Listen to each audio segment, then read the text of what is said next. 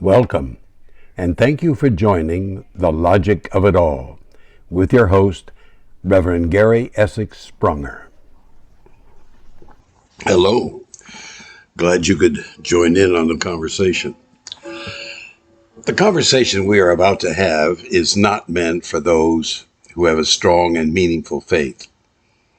As stated before, our conversations here are for those who still call themselves Christian, but are no longer involved in church for various reasons, questioning what they believe, having lost faith in what they once believed, or not being able to believe everything in Scripture that they think they have to believe in order to be Christian. And so this conversation, especially this conversation, is meant for them. My apologies to those who are confident in their beliefs and are living their faith, but this conversation is not meant for them. It is meant for those who are struggling with their faith. And if you have just joined us, I implore you to start from the beginning with episode 1. Otherwise, this conversation will seem outrageous without having gone through the steps laying the foundation to accept what is going to be discussed today. Thank you for understanding. In our last conversation, episode 7, we concluded the storytellers of the oral tradition in the Old and New Testaments continued storytelling when the accounts of events in the New Testament moved from being oral to when stories were being written. Some of the sources in the Old Testament were identified as J, E, D, and P. That's some of the sources, as others are not identified. The same is true in the New Testament, where some are identified as M, Q, L, while other sources have not been identified. The bottom line is this. The known and unknown sources and their stories are far more influential in shaping the narratives in our Bible than we ever realized. The scripture that pushed me to reevaluate what I was reading, studying 1 Samuel 15, verse 2. Thus saith the Lord of hosts, I will punish what Amalek did to Israel in opposing them on the way when they came out of Egypt. Now go and smite Amalek, and utterly destroyed all that they have. Do not spare them, but kill both man and woman, infant and suckling, ox and sheep, camel and ass. Many translations now omit suckling. Some say babes, but even so, bad enough. A vengeful God slaying men, women, and children. Did you hear how the verse began? Thus saith the Lord. Not my kind of God. And obviously the words of a storyteller. Completely illogical and probably just justification for a warring attack. And other scriptures, when really examined closely, are not scientifically sound. The miracles, healings, walking on water, water into wine, raising the dead, calming the storm, healing the blind, the deaf, the crippled, the virgin birth, the resurrection, the ascension, angels, all the imaginations of the storytellers, and not scientifically sound, but used to verify as truth what they were saying.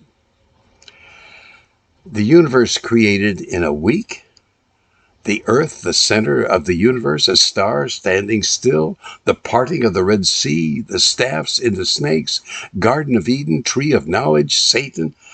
How many others have I forgotten? The generations of so many storytellers, unknown storytellers, with their limited knowledge, myths, legends, superstitions, and belief in mythological gods were, I truly believe, were trying to get the people of their faith to live lives that were faithful to God. The will of God, I might add, that they said was the will of God. Oh, I know the old argument. We don't know how long a week is to God, and God can do anything. But he doesn't just do anything. The Creator uses the laws of nature, the laws of science throughout the universe, as well as here on Earth. The Creator doesn't do what is against the laws of science. So that makes all the miracles told by the storytellers questionable and unbelievable, as well as all their angel stories. Oh, and God does not create mankind out of nothing, not even dust or a rib bone. There's no such thing as the first humans, Adam and Eve, being in a Garden of Eden. There's been millions of years through generations of evolving hominins to get us to where we are.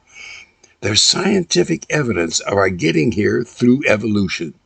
Found in Ethiopia, a hominin, ancestor of ours, affectionately named Ardi, lived 4.4 million years ago. 4.4 million years ago. Evolution is not a bad word. It's a fact of life. And we need to go through a reformation to put all of this into perspective. This is not saying we have to throw out the Bible. Some argue that if you question some things in the Bible, then you might as well throw it all out because you are questioning God. Not at all. Just questioning the content of the storytellers. Biblical scholars have masterfully identified the many sources of stories in the Bible, but the differences go deeper than differing translations. Biblical scholars seem to have accepted the stories of God speaking as truthful, and they worked from there. A reformation of our Christian faith is needed to put all the stories and their intentions into perspective. And as we've been going along in logical steps, I believe it will make sense to those who have questioned and thought that they were believing themselves right out of the Christian faith. No, they haven't. Far from it. A reformation would help clarify what those with ancient knowledge were trying to do. And that will speak to the present more than the inconsistencies and impossibilities their stories are doing now. They had the same concerns about human behavior then as we do now. Beginning with Genesis, they believe sex is the root of all sin, and sin is a major concern throughout the Bible. Not much different from today, when our society, losing its moral compass, has pretty much the same driving forces: sex, money, power, fame. And light cannot be cast on lifestyles that obviously could not possibly be the will of God. With words that don't ring true in a world of growing scientific knowledge. For our ancients, knowledge came from a tree, a myth back then making no logical sense today. Knowledge is not being aware of nakedness or what they were doing was having sex. For our ancients, knowing what was going on was a sin. So does that mean if you did not know what you were doing, everything would be all right? That sinning is knowing? Sinning was going against the will of God, said the storytellers, to not eat fruit from a tree of knowledge. It is not logical or scientifically sound for the Creator to be creating humans out of nothing. All creatures on earth have the Creator-designed ability to procreate. Some have believed that since sex is involved, the human is born tainted with sin. If that was a truth, why is that the way the Creator has designed us to keep becoming humans generations after generation? For all other living flesh, the act of procreating is instinctive. For humans, it is assisted by pleasure. More about that at a later time. If knowledge cannot be equated to sin, and we don't know the will of God, what we are seeing every day, shocking us, often disgusting us, breaking our hearts, cannot possibly be the will of God. All we know about the will of God is what we certainly know cannot be the will of God. In most of the parables taught by Jesus, we learn how to live in ways that do not harm other humans. That might be as close to doing what we think could be the will of God. The greatest commandment attributed to Jesus is to love the Lord your God with all your heart, with all your soul, with all your mind, and equally as important, love your neighbor as yourself. Maybe in doing so, following those two commandments is as close as possible for us to be living the will of God. The condition of humanity throughout the Bible is that we are sinful, fallen creatures who need to be saved from death. Considering that everything on earth and in the universe has a lifespan, death is inevitable. The ancients believed there would be a day of reckoning, judgment, and the righteous would live in the hereafter right here on earth. Even the dead would be resurrected on Judgment Day so the good ones could live on earth. So the death we need to be saved from is a physically everlasting death, which brings us to, do we have a soul or not? If our physical bodies must die, what lives on as promised? Is God still active in the universe, in the world? Surely God is not sitting above the clouds on a throne. That is pure mythological God stuff. So how is God in the world? Or is God not in the world? Back in 381, the Council of Constantinople defined the Trinity as the Father, the Son, and the Holy Spirit, with Father and Son united in the Holy Spirit. This was a time when ancient knowledge was all they had. 381.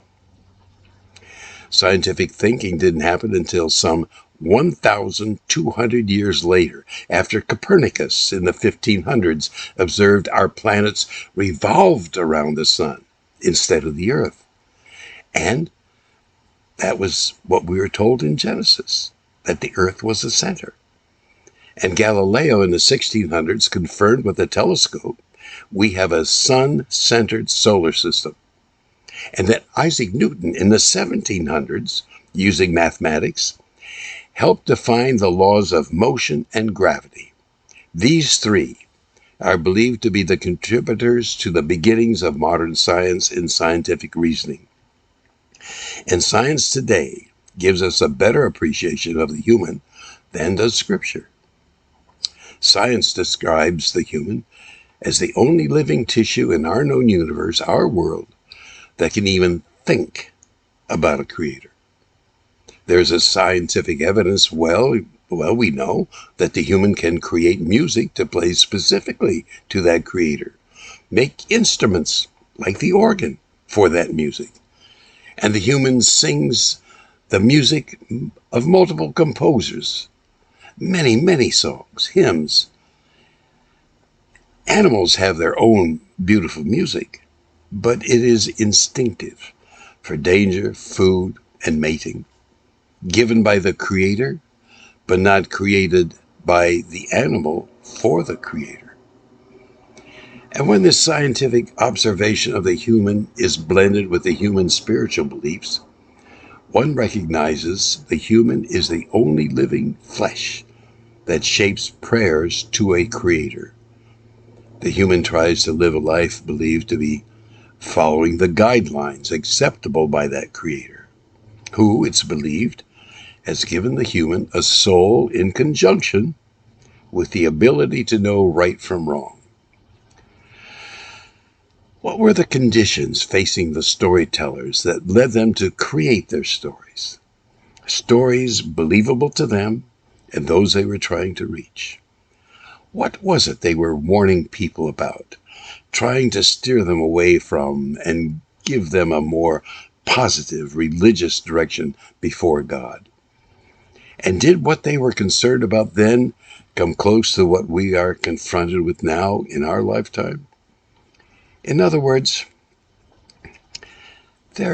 probably is a message there from them to us, without having to perpetuate their illogical, unscientific, or mythological stories. Some of the hymns we sing continue the belief that what is illogical or mythological really happened. And so the old familiar tunes just need the words being retuned to be truthfully meaningful for us today. The music of those hymns we've loved for years.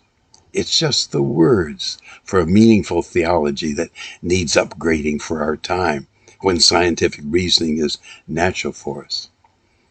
We need to discuss more about us humans and the Savior who lived to save us from ourselves. That'll be the next time, which we're out of now, and the coffee's cold. Have a good rest of your day and sunshine tomorrow. Thank you for joining the Logic of It All conversation, with hope that you'll be here next time with Reverend Sprunger for much, much more in the search for Christianity's Reformation.